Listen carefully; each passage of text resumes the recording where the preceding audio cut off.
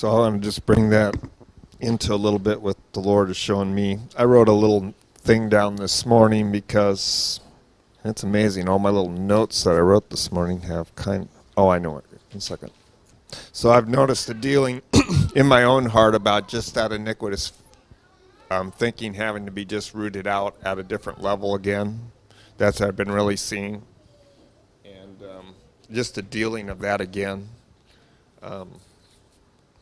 But this is what I really think the core of awakening is. This is what awakening really is versus our conceptions that many people have of awakening. Being aware of His holiness, that's that fear of the Lord because we know He is holy and He can't be a part of our unholiness. But then the second part is once you're aware of His holiness, do you actually choose, what I put is, and walking in His holiness. So then there's the choice once you become aware. We've always learned in all the things that we've dealt with, there's always an awareness that I got a problem in an area of my life. That's what God. So the first thing, there's always the revealing that there is a problem. But then you got to choose, am I going to submit to the process of walking through? Because it isn't just saying, okay, I repent of this thing. It's no, I choose to let the Lord pull that thing out of my life, and I know it's going to be a process, and I ain't going to like part of that process. But I'm still willing to go through that whole process. And that's what we've learned, that pattern all along, as He's pulled out little things in our lives over the last years. That's that fire. You'll hear us use the word the fire a lot of times. And that's the dealing of the Lord to pull that out of your life is what that is. And so I'm really making some connections with that dream and PJ's dream about the trees being cut off. You were talking there, that really just lines right up again, because God is just removing those things that are not holy, that are holy. We're holding back awakening. As I look at it more and more, as the Lord's been showing me different things, awakening is here, and I think we all can grasp that. I don't think we have a problem grasping that far in. But I think still most people don't really realize they're the ones actually pushing back awakening versus God, when are you going to bring it? No, we're pushing back awakening. Yes. We're holding it back. We really are the ones holding it back. And we are all holding it back to some degree in some part. We got to first be repentant that we've got that problem. Two is then we got to look, where are we at? Because none of us are in that place, because every one of us can carry a greater measure of His glory. Every one of us. There's none exempt. We all can carry a greater measure of His glory because we all know the thing that stops that measure of glory coming is the mixture inside of each one of us. The more the mixture that's removed, the more that free flow is there. And so within each one of us, there's a resistance inside of us because there's mixture of the flesh, is a term you hear a lot that we'll use.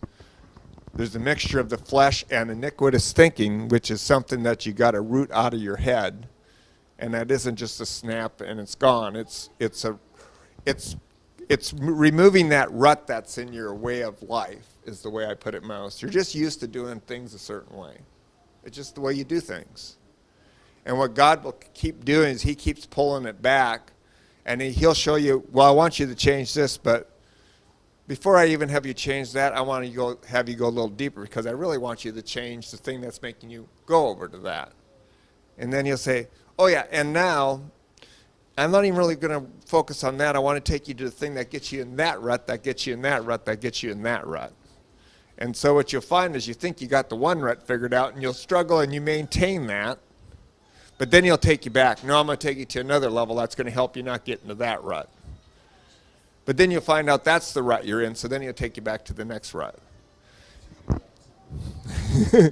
But the neat thing was, He was showing me this morning, so a lot of people go, well, God, that's just too much. How would I ever do that? Well, if you're a kindergartner, you go, how will I ever make it through college? But you know, people make it through college every day. It's just a lot of things in the whole process of life that takes some time. But people are successful if they just stick with it. It just doesn't happen overnight. And if there's one thing that I've learned in this whole thing, it's staying committed to stay in the process. The only thing that I've seen take anybody out is when they decide to get out of the process. They may go around in circles and just go around in circles, but they're in the process. The only time they're taken out is when they decide, I'm getting out of that process. The only thing I've seen take people out. So everybody can walk through that process. You might have more or less difficulty, but there's a grace and a strength of God that comes in with that. And that's all just working with God. He knows every one of us. He knows exactly how much strength he's given you already and how much more you need. But it doesn't really matter. I remember when we had a meeting, God says, well, if you're a 1, I'm the other 9. If you're a 9, you only need a 1. But he's complete. He's the whole thing. So he's the portion you already have, and he's also the portion that you need. So I think that's all I got for the moment.